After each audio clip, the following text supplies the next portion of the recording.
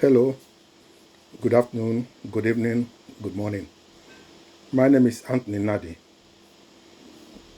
My student ID number is S299583. I'm doing a presentation on safeguarding vulnerable adults, vulnerable individuals. This will cover understanding abuse, indicators, procedures, and professional responsibilities. Safeguarding is a vital practice in health and social care setting, ensuring that vulnerable individuals are protected from harm, exploitation, and abuse. Vulnerability can stem from age, disability, illness, or a lack of capacity, placing certain individuals at higher risk of maltreatment.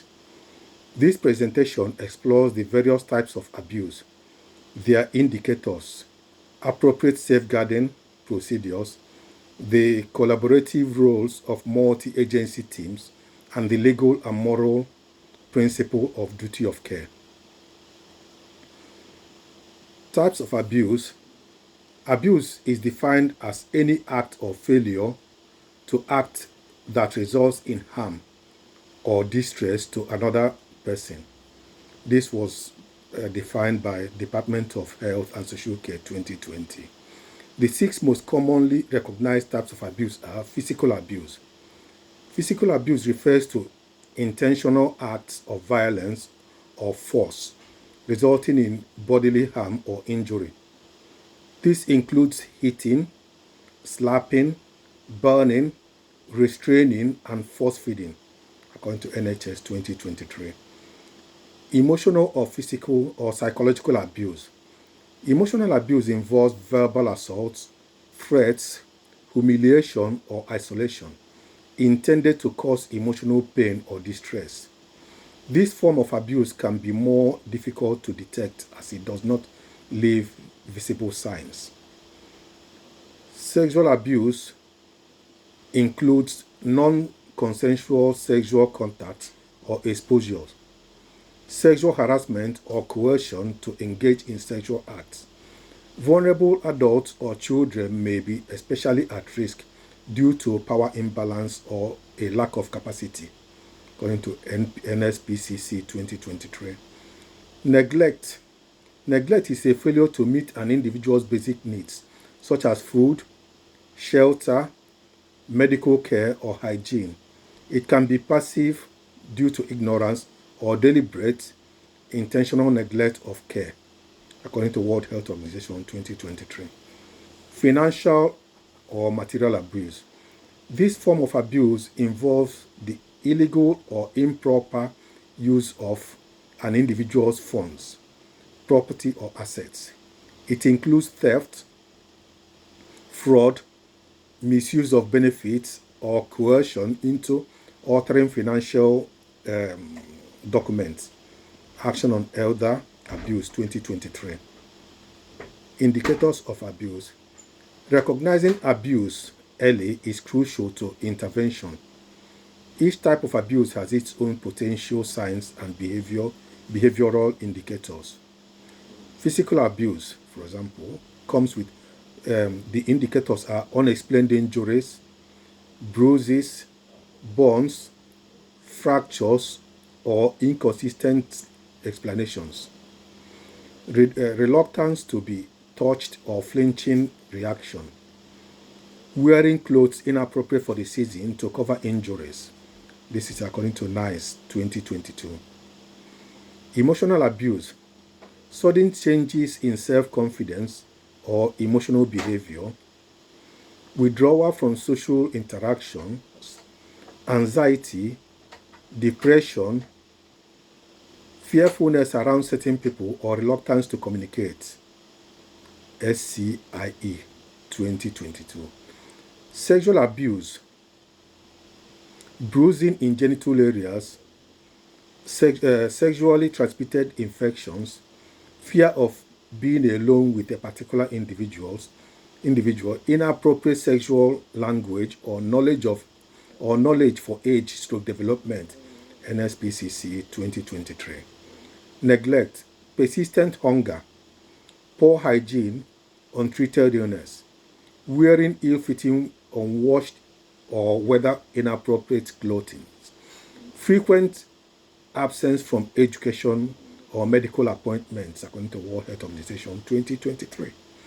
Financial or material abuse, sudden lack of money, missing belongings, changes in financial documents, or confusion over accounts, reluctance to discuss financial matters.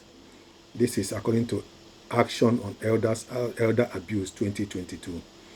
Professionals should be trained to identify these signs and effectively and differentiate them from symptoms of illness or age-related conditions. Clear and structured reporting procedures are essential when abuse is suspected or disclosed. The process generally involves the following steps: recognize and respond. Staff should be alert to physical or behavioral signs and listen sensitively to disclosures. Remaining calm and non-judgmental is critical. Report internally also. Concerns should be reported to the designated safeguarding lead or line manager. Timely reporting is essential for intervention. Record factually. Documentation should be factual, including the date, time, observations, exact words spoken, and actions taken. Avoid speculations or assumptions. Refer externally.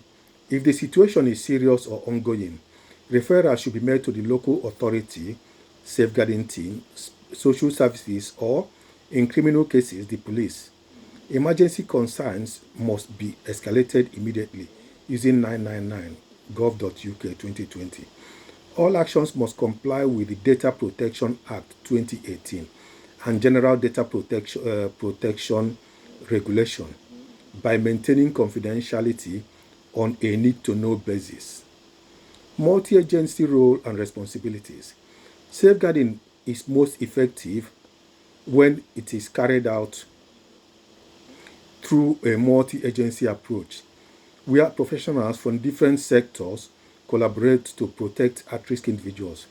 Health and social care staff monitor physical and emotional well-being, record observations, and make referrals.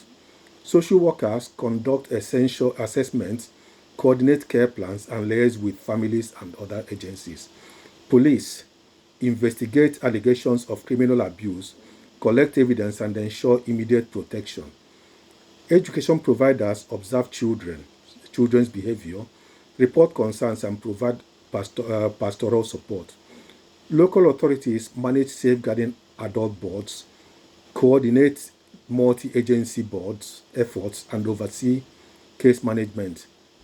Multi-agency safeguarding hubs facilitate information sharing and collective decision-making to enhance protective responses. Duty of care in safeguarding.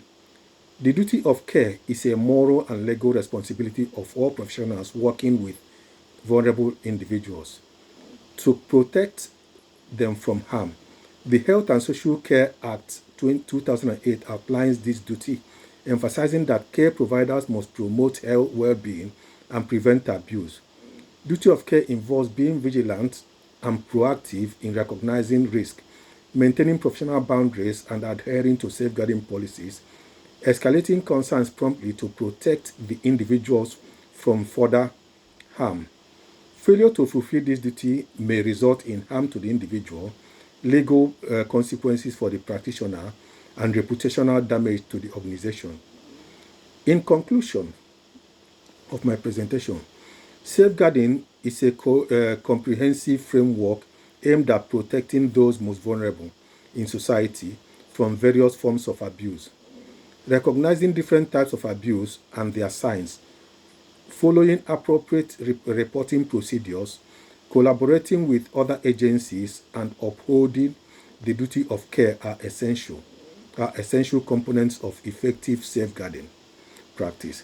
Health and social care professionals play a critical role in creating safe environments where individuals are respected, protected, and empowered to live free from harm. Thank you.